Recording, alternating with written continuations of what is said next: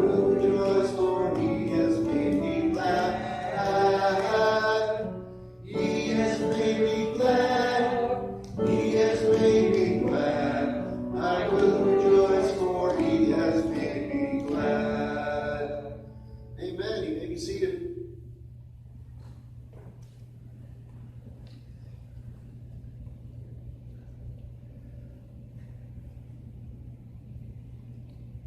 I'm going to give a message today that I hope will teach you something as far as something you may not have heard, and also an encouragement. So today's message is called A Third Way. Third way. Right? You never hear that, right? Remember when in the Army, one of the first things you hear is there's 3 ways to do everything: the right way, the wrong way, and the Army way. It was also translated as the right way, the wrong way, and my way. Heaven forbid you don't do the third. But seriously, there is options, and that's the thing I want to show you. But to start off the message, I want to share something humorous with you. Next slide. And I call this the Microsoft parable. You ever thought you'd ever hear a teaching off of Microsoft Windows? But there is one. Did you know that there's many ways to open a file in Windows? So I want to edit this picture here of this handsome young man.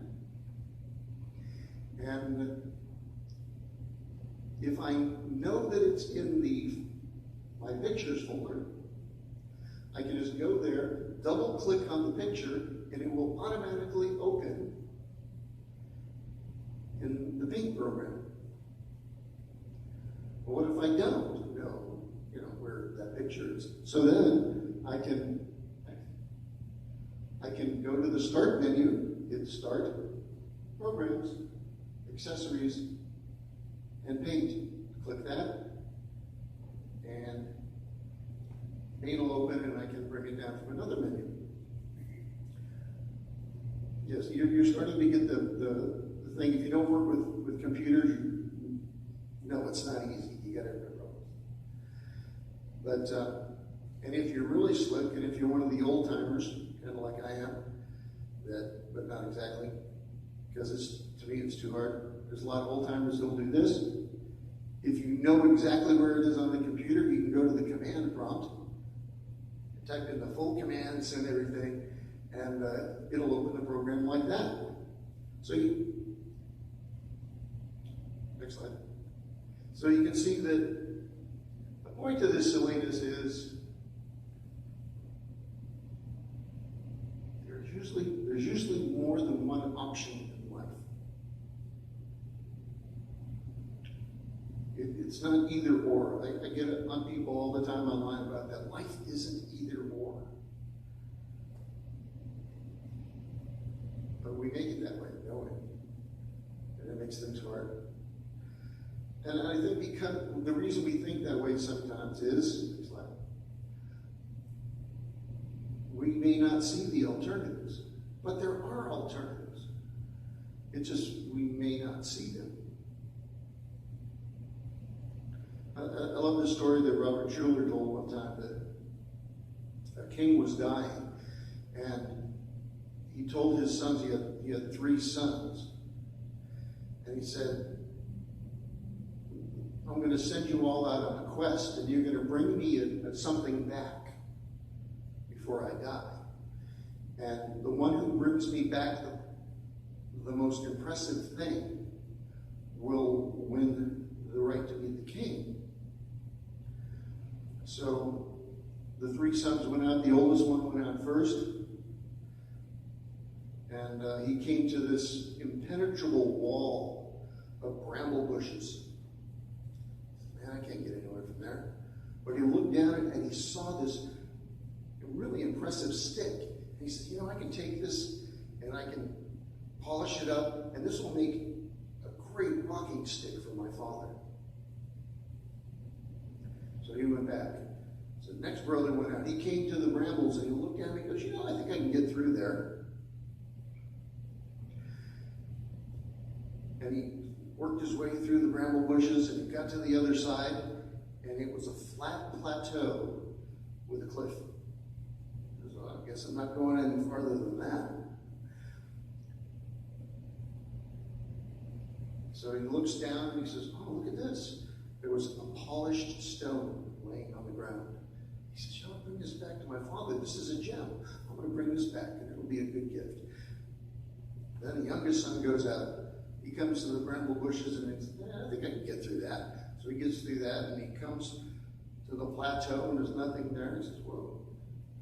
And then he walks to the edge and looks down and he sees a valley that's green with running water and with animals everywhere. He says, wow, that'd be a great place to put our kingdom and put our people.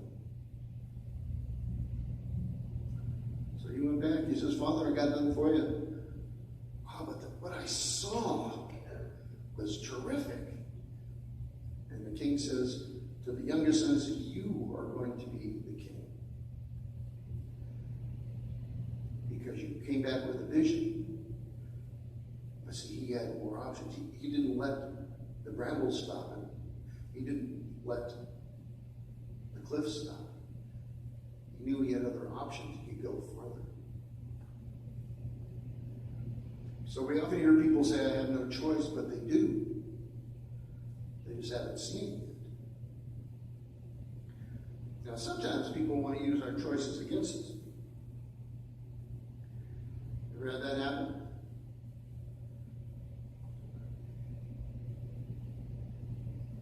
They think they're going to back us into a corner by offering us two choices that both choices are negative. And that's called, in Star Trek, a no-win situation. If you're a Star Trek fan, you get that immediately. They have a test in Starfleet Academy called the Kobayashi Maru. And they put the cadets in there. And it's a computer simulation to test how they will react when they cannot win. It's rigged against them from the get-go. They cannot win. No matter what decision you make, it's going to be the wrong one. Okay?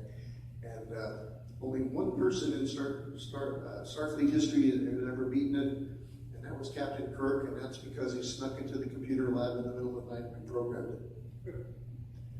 So he cheated. But yeah, sometimes things, though, try to back us into no-win situations. Now that's in the Bible too. I guess people have been doing this as long as there's been people. See, the Sadducees and the Pharisees did this with Jesus. They wanted to trap him to make an answer that no matter what he said, it would offend somebody. And that's found in Matthew chapter 22.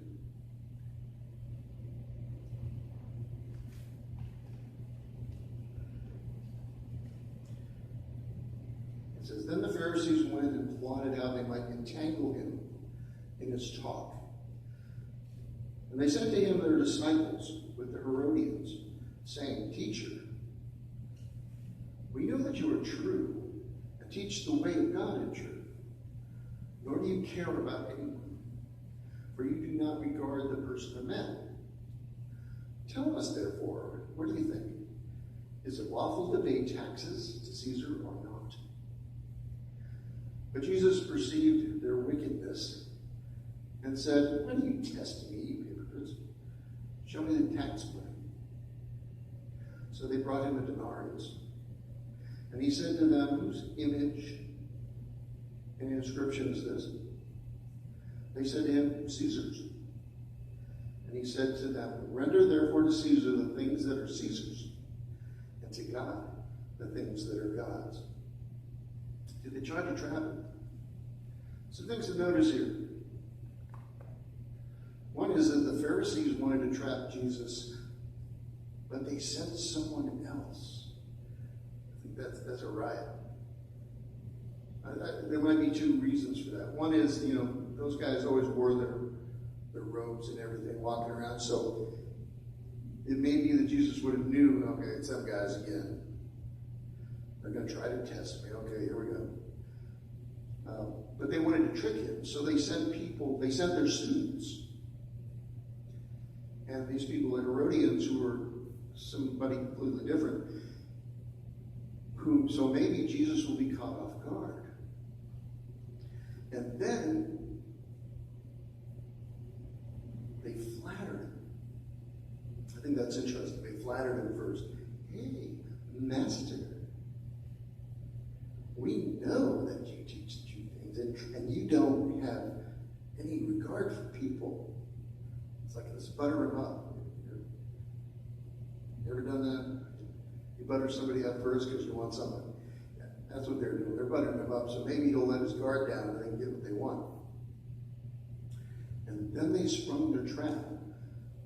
They asked a question that no matter what Jesus said, in their opinion, it would be wrong. See, if Jesus said, go pay the taxes, who cares? Then you got this, they could have said, you're on the side of the Romans. You're not a good Jew. If he said, don't pay the taxes, they could have, you're a revolutionary. You're against the government. So you couldn't win. But Jesus was smarter than they were. Their little flim-flam there, shenanigans. He said, give me a coin. He said, who's on the coin? Well, give him his coin back. That was brilliant. Give him his coin back. It's his. Give God what is his. There's a third way.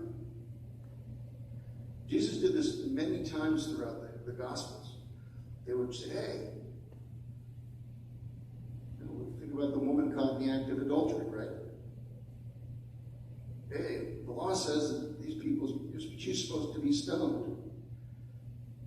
Well, actually, the law says that both people are supposed to be stoned. So most people they don't mention that in the movies. It's not that, when a woman is caught in adultery, they stone the woman. No, they're supposed to do the guy too. It actually says that. But so Jesus turned that all against him. He said, okay, if none of you, first one has nothing wrong. So Jesus always found a third way to get out and around their traps. That's all it was. They were traps. And I think that's what kills me about reading the Gospels too, is none of the religious leaders really, except for 2 or 3, wanted to know that Jesus was really the Messiah. They just wanted to make him look bad. And that's true. I think that sounds familiar because we still do that today. Everybody tries to make each other look bad. It's not a matter of, is he telling the truth? Is she telling the truth? No, you make them look bad. You talk about something else, right? That's the classic online thing. Somebody will make a statement and somebody else will turn around and say, yeah, but you have ugly shoes. They don't want the truth. They just want to win. And that's what the Pharisees and the Sadducees were doing. They didn't want to accept Jesus. They just wanted to discredit him so he could get out of the way and they can do whatever they wanted to do. See, next slide. See, our modern era, it's polarized, right? We're in the middle of this political campaigns. People say anything. And it's always an us versus them kind of thing. And this is why it's good to know this, is to know that there's always options. Because people try to guilt trip you on stuff. I see that a lot online too. And I see it in the newspaper.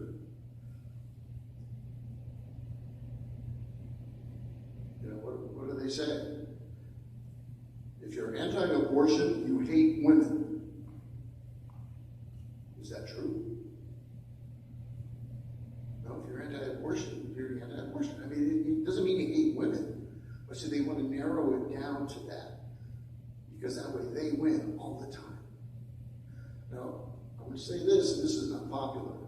Christians do the same thing and the opposite.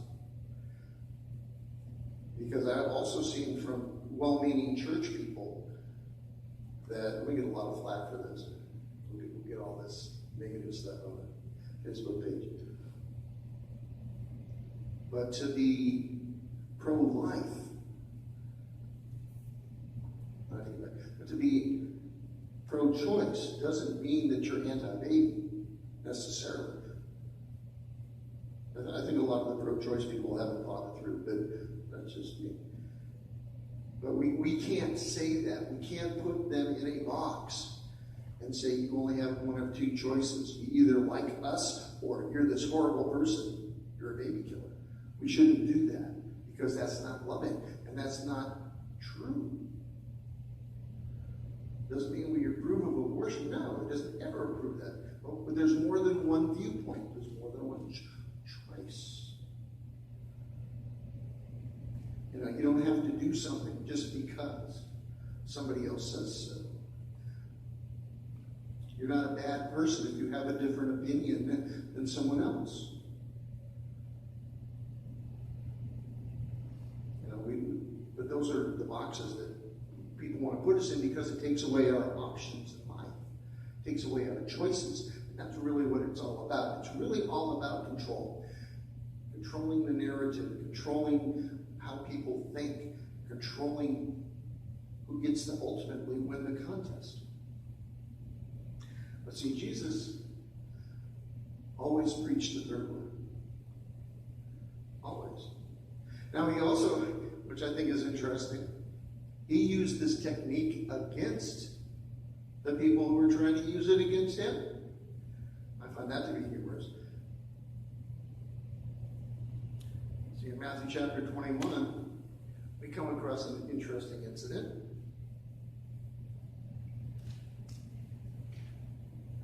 Verse 23. It says, now when he came to the temple, the chief priests and the elders of the people confronted him as he was teaching and said, by what authority are you doing these things? And who gave you this authority? But Jesus answered and said to them, I also will ask you one thing, which if you tell me, I likewise will tell you by what authority I do these things. The baptism of John, where was it from? From heaven or from men? And they reasoned among themselves, saying, if we say from heaven, he will say to us, then why did you not believe him? But if we say from men, we fear the multitude, for all count John as a prophet. So they answered Jesus and said, we do not know. And he said to them, well, neither will I tell you by what authority I do these things. That's a situation I run into a lot, believe it or not. And I have for years. Most of you know I've had my own independent ministry, and I've been an independent evangelist, and wrote books and do all this stuff. And the first question I ever get from church people is, whose authority do you have to do this? I'm like, say what? Now, God told me to do things. I mean, and I don't use that phrase lightly either, because I think we do. We use that. See, if you're from the South, you get this. You ever heard the term, oh, bless your heart? Rough translation is, aren't you stupid? Really? Oh, I just fell off my bike. Well, bless your heart. Right? We have religious versions of that too. And we got to be careful how we define our stuff. One is, God told me. Now, I want to do this. I want to have a $23 million jet. Well, God told me that I'm going to get a jet. See what I'm saying? This happens all the time. God told me, people's lives are ruined. This is a guy thing, I guess. You see a cute girl in church. God told me we're going to get married.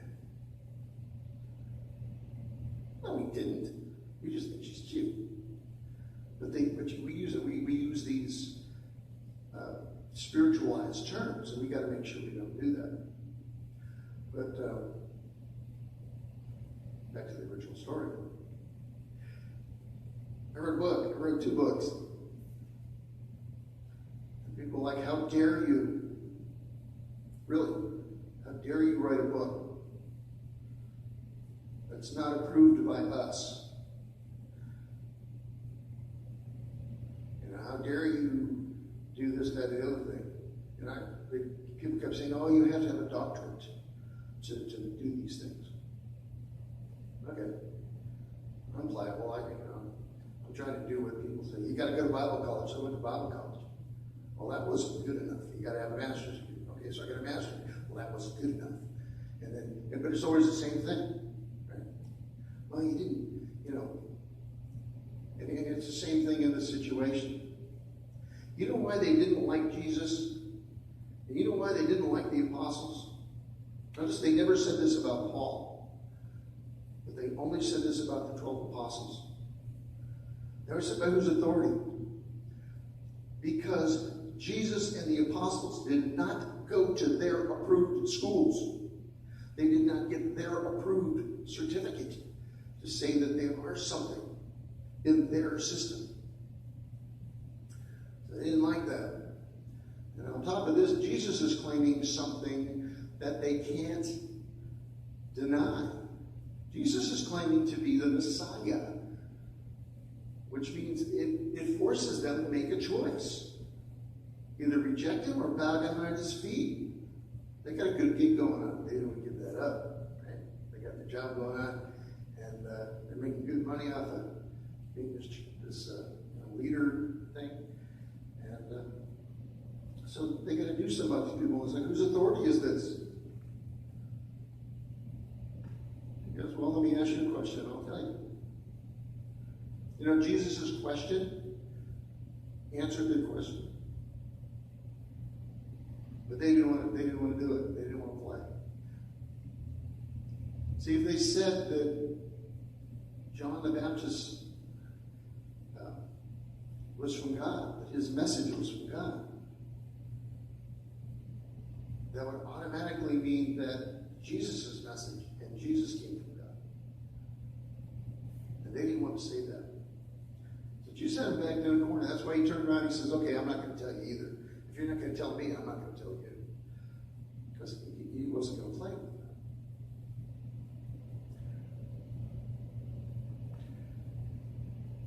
that. But that's the thing. You can use this option thing in a bunch of different ways. But sometimes, though, God will take away all of our options.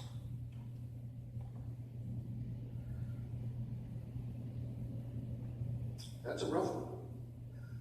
Sometimes he does that to get our attention or to channel us in a way that we need to go.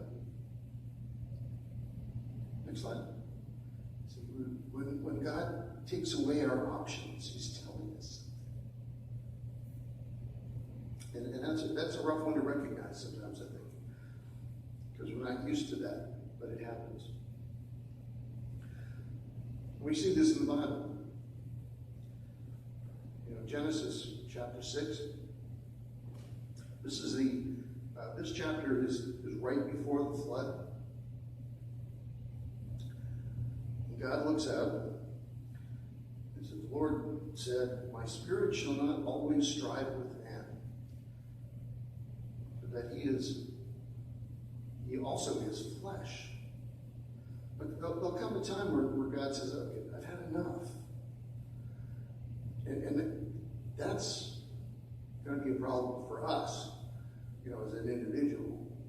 There's going to come a time he says, we're done. And that's what we found happen right before the flood. And God saw that the wickedness of man was great in the earth, and that every imagination of the thoughts of his heart was only evil continually. And it repented the Lord that he had made man on the earth, and it grieved him in his heart. And the Lord said, I will destroy man whom I have created from the face of the earth, both man and beast, and the creeping thing and the fowls of the air, for it repenteth me that I have made them. In non-King James language, God looked at all this junk and said, I'm sorry I did this. Let's fix it. They're done. And that's the thing. He made a decision. A final decision. He says, I'm not going to do this anymore. We often tell this story, and we often hear this story, and I think this comes from us trying to, either it comes from Hollywood or TV or something, or it comes from us trying to soften the blow of some of these stories. I mean, this is harsh. That's the thing about the Bible. That's what I think is cool. You know, people ask me, why do I think the Bible is true? It's because it cuts no corners. It doesn't soften anything up. It's harsh at times. You know, things are drastic, so drastic things have to be done, and that's real history. And this is one of those times. But we try to make it a little more palatable for people, and soften it up. You know? And this is one of those stories. So we often tell these stories like Noah preached to people around him. You know, it took like 100 years to build the ark. So we want to imagine Noah preaching to his neighbors saying, look, this is going to happen. You need to get into the ark. Help me, do this. But the problem is the text doesn't say that. The text says God made his mind up and that was he was done. In verse 13 of chapter 6, it says, God said unto Noah, the end of all flesh has come before me, for the earth is filled with violence through them, and behold, I will destroy them with the earth. He made up his mind. And then he turns to Noah and he says, but with thee, Noah, I will establish my covenant, and thou shalt come into the ark, thou and thy sons and thy wife, and thy sons' wives with thee. So only Noah and his family was saved. That was God's plan. Everybody else, sorry. But of course, the sadder part is we don't ever hear about anybody saying, hey, wait, I want to hear this. People were so evil that even in the spite of, does that sound familiar? How many years in human history have there been churches? I mean, good, bad, or indifferent. I mean, churches have existed, right? The church has existed for 2,000 years plus. So in my mind, for anybody to say, well, I've never heard this, I don't know what this is. No. You don't have to go to us, but you can go down the street and there's somebody else. You can go down the street from there and there's somebody else, and you can go down the street from there to somebody else. People choose to not want to hear the message. They choose to not want to hear it. It's not that it's not there. It's not that it's not true. They don't want to hear it. I've got other things to do. And the town I lived in Oklahoma, tripped me out when I first moved there because I was not ready for this. Statistically, there was a church every 1,800 feet in the city of Lawton, Oklahoma. And did you know that also statistically, there was a bar? That was the first place I ever went in my life where they had strip malls that were all bars. There was one by my house. I've been an alcoholic. I've been through. I could walk there. That's not a joke. I mean, it was 4 blocks away. There were 3 bars in a row, and each one of those, the parking lot was full from 11 o'clock in the morning every single day. I just hope the food was good. But I don't think they were there for the food. And that was just one of many strip mall bars. They're everywhere. It just blows my mind. It says, look, we got millions of churches here. There was an equal number of bars for every church. So you're going to tell me these people don't know what the right thing to do is? Of course they do. They just didn't want to do it. They didn't want to hear it. So that was a choice they had. And God gives us that choice.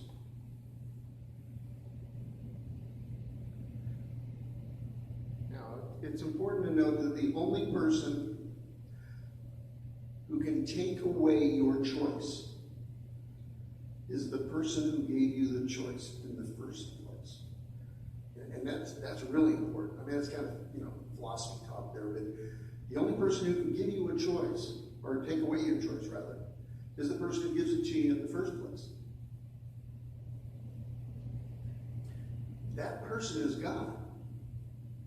It's not anybody else. During World War II, there was a guy, his name was Viktor Frankl. Viktor Frankl was a Jewish guy, and he was in a concentration camp, one of the labor camps. And he realized that even in there, he had choices. And ultimately, they could degrade him, they could work him to death, they could starve him, but they could not take away his human dignity. That was his choice to have. He could give it to him, but it was his choice to keep. His attitude was his choice to keep. You have choices. And the other people, other circumstances, they can't take it away. There's a lot of stories like that came out of World War II. I don't know if you're familiar with Corrie ten Boom. She wrote a book called The Hiding Place. And they made it into a movie. And the theme through this was, there is no hole that is so deep that God is not deeper. Because their focus was on God, they had the choice, and their attitude was great. And of course, when you have a great attitude in the face of adversity, that's when people get weirded out. But people who want you not to have a good attitude. But they realize their attitudes, their sense of self-worth, their sense of dignity, they own that. They have that choice. So you have choices. But if you don't have choices, again, pay attention. Maybe God's saying something. But we won't always have choices. See, right now, God has decided to limit some of our choices.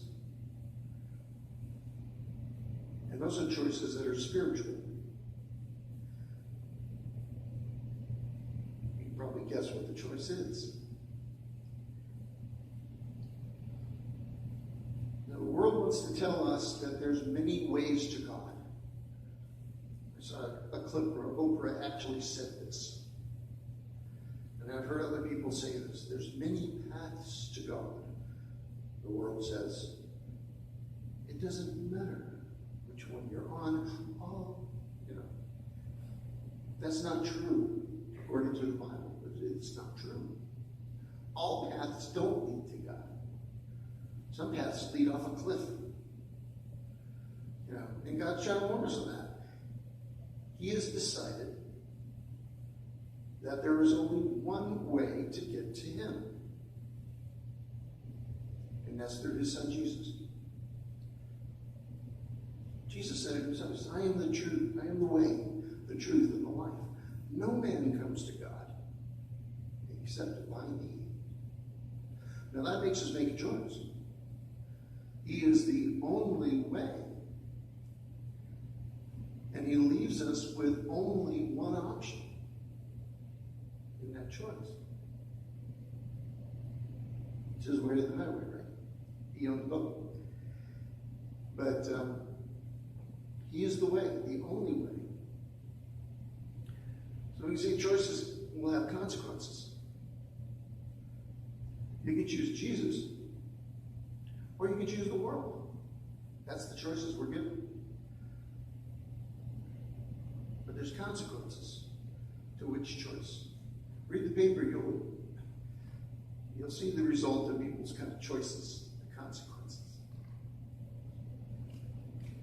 Now, the Bible teaches that one day, this world, the system, the dirt, everything, time will cease. Just like in Noah's day, God's going to make a decision. No, so that's it. We're done. No. We actually call that day the return of Christ. It's when the earth will be recreated, and that's when there will be the final judgments. We have a choice until that time. But when Jesus comes back, when God says time is done, there will be no more choices. Only the consequences of our choice. When Jesus comes back again, he will be the conquering king and Lord of lords. That's it. Everything's over. Game over. Which can be a good, it's a good thing. When we look, he's our Lord. We want him to come back. People say that all the time online. Because how bad things get. And I'm like, oh, come quickly, Lord Jesus. Yes, because it'll end the evil. But it also will end the evil people. Because they've made the wrong choice. So what's your choice? We have to ask ourselves that. On that day, that final day, if we choose Jesus, then we'll begin eternity in the Father's kingdom with Jesus on the throne as our Lord. And it'll be a tremendous thing. You know, it's not going to be boring in heaven. Not at all. We'll be doing stuff. You already talked about that. We're going to be fixing the universe. I think that's tremendous. That's insane. But if that's what's going to happen, when we can't comprehend that, we will be working for our King. And it'll be a good work environment. For the first time ever, we're going to have a good work environment. But for the person who rejects Jesus, there's judgment. That's all they got to face. They're going to be judged and then be separated from God forever. Cast into the lake of fire. How horrible is that? It's our choice. Somebody said online, and made a meme, and it said that God never chose to send anybody to hell.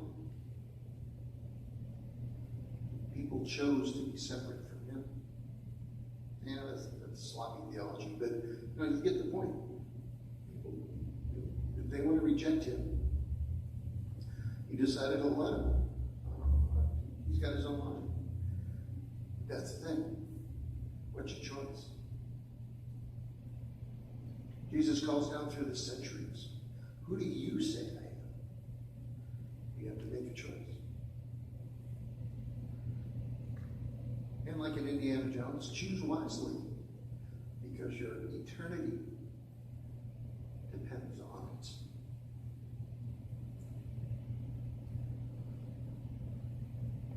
And it's something to think of as we go through our lives.